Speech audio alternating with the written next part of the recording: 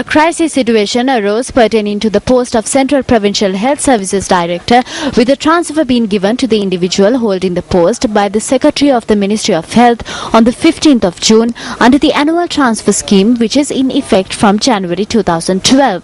The Provincial Health Services Director, who is under the impression that injustice has been done to her in this crisis, has followed a civilized procedure in this regard.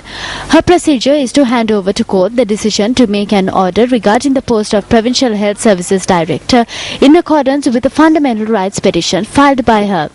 It was on the 12th of July that court informs the petitioner that she can continue her duties as the director until the verdict is given. The petition will be taken up for consideration in court yet again on the 5th of November. Hence, the respondents are provided with a time period of over 3 months to file their objections. The court left no room for the services rendered by the Provincial Health Services Director to be hindered during this time period. The funds allocated for the projects that are launched this year for the development of the health services in the Central Province through the Provincial Health Department exceeds 500 million rupees. Excluding this amount, public funds worth around 3,000 million rupees have been allocated to maintain the Provincial Health Service. Hence, decisions regarding the Provincial Health Service should be made under the leadership of the Provincial Health Services Director. Accordingly, the step which should be followed is to arrive at the decisions through discussions between the responsible officials in the department. රාජ්‍ය ප්‍රතිපත්තියකට අනුව dengue අසංගත රෝගය මර්ධනය කරන්න කියලා සහ ඒක නියාමනය කරන්න. We have been ordered to stop the spread of dengue through several state circulars in keeping with the policies of the government. I called a meeting for the health officers last Tuesday, but the health officers did not attend the meeting. The officials did not attend the Central Province Management Committee meeting held today as well. The district health service directors, medical superintendents and doctors should attend the meeting. They informed me through telephone that they wanted to attend the meeting, but they were being forced not to attend by the GMOA. අපිට එන්න ඕන ඒ උනාට වෛද්‍ය නිලධාරී සංගමෙන් එන්න එපා කියලා අපිට බලපෑම් කරනවා. The doctors did not attend any meeting held in the Central Province. She should resign from her post. We are not ready to follow her orders.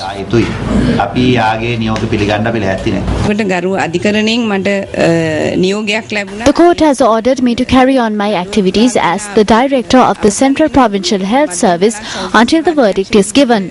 As a citizen, I have the right to seek help from the court.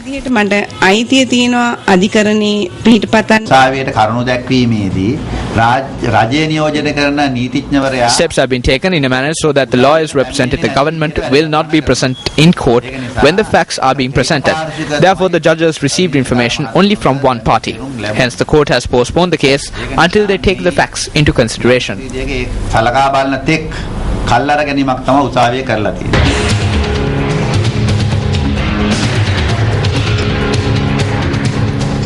In other local stories, Anuma Fonseca says that the women have a responsibility to protect the country that was freed. She made this statement during a function held in Kandy today.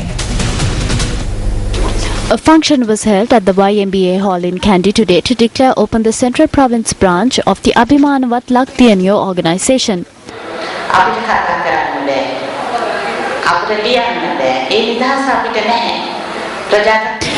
We can neither speak nor write.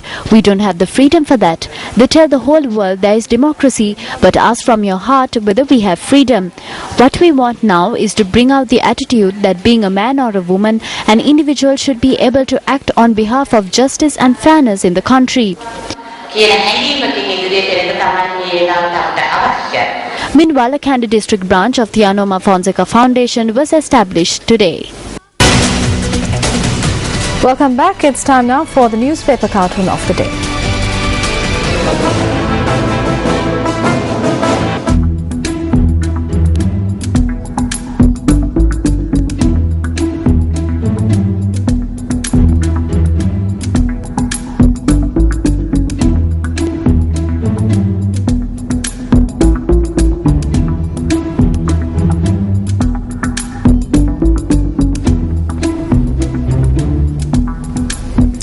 The Pathfinder Foundation states that although Sri Lanka compares well with other countries in the region in terms of global poverty indices, there are still close to 2 million people living in extreme poverty. The foundation points out that freeing these people from the burden of poverty is one of the biggest challenges facing the rulers and policymakers in the country.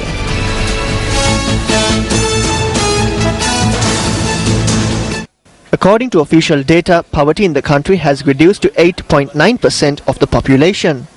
During the past several decades, Sri Lanka has gained a considerable reputation for its achievements in social development.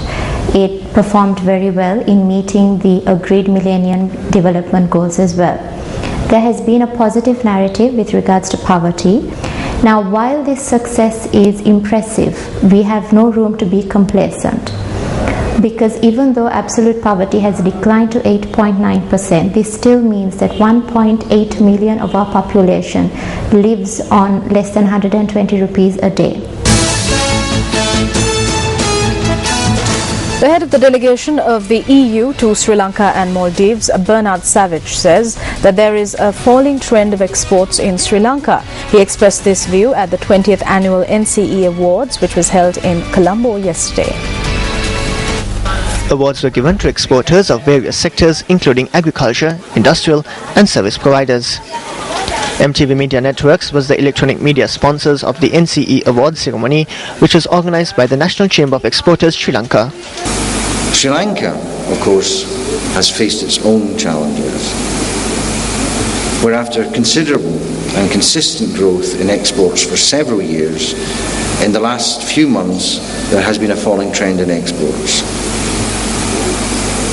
On exports, my personal view is that Sri Lanka, as has been stated by the previous speaker, should be looking at value-added exports, combining this country's natural resources with the inherent skills and the highly trained workforce that will allow it not only to export its resources, but to add value to those resources. Promoting foreign direct investment will also provide a platform for exporting to the rest of the world. A complete illustrated history of Sri Lanka, a book by Dr. Anton Sebastian, was launched in Colombo yesterday.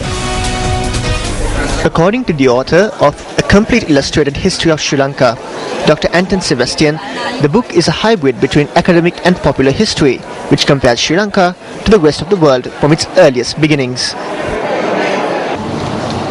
I scrutinize the existing history on the basis of not only what has been said, also what has been unsaid, as well as perhaps instances of misinterpretation.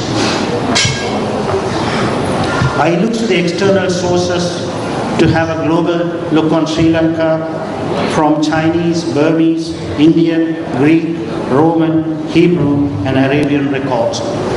My book starts with the geological formation of the island and takes us through prehistoric and historic ages up to the year 2009 in my attempt to give justice to the word complete in my title. All preparations have been made to hold the family fiesta at Satutu Uyana in Colombo tomorrow. Family fiesta is being organized once again by News First, Kids First and Youth First.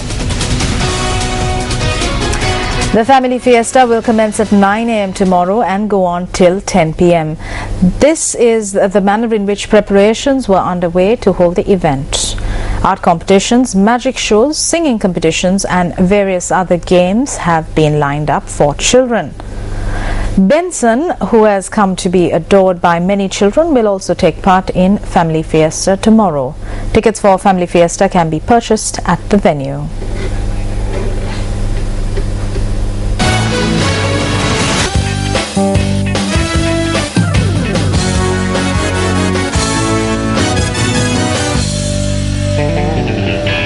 And in sports news, it's cricket. South Africa beat hosts Sri Lanka by 32 runs in their Group C encounter of the ICC World T20 Championship at the Mahinda Rajapaksa International Cricket Stadium in Suryavava, Hambantota today. Sports first Mahina Bonso filed this report.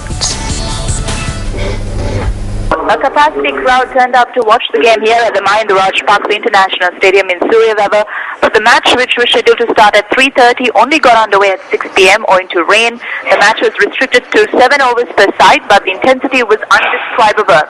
South Africa were put into bat first and they posted 78 for 4 thanks to the efforts of man of the match A.B. de Villiers and Faf du Plessis. De Villiers scored a blistering 30 runs off 13 balls inclusive of 1 boundary and a 6. Sri Lanka struggled to close in on the target in 7 overs. Tilakratna Dilshan, who opened the batting with Mahala Jayawardene, was the first to go when he was run out for a duck. Mahala was the next to go when he finally succumbed to the bowling of Dale Steyn for 4 runs. Kumar Sangakkara was lucky to get away unscathed when he was dropped twice, once by Faf du Plessis and then by Abi Moku, was finally dismissed by Jacques Kallis for 13. Dilshan Munamira top scored with 13 runs, but with Dale Steyn picking up 2 wickets for 10, Sri Lanka were restricted to 46 for 5 and slumped to a 32-run defeat. This is Mahina Bonso reporting from Suryavava for Sports First. They batted first and 3. Now, a tense situation arose this afternoon at the entrance of the Mahinda Rajapaksa International Cricket Stadium in Suryavava, Hambantota, where Sri Lanka took on South Africa in their Group C encounter of the World T20 Championship. Our area respondent stated that this occurred as some cricket fans weren't permitted to enter the stadium premises to witness the game.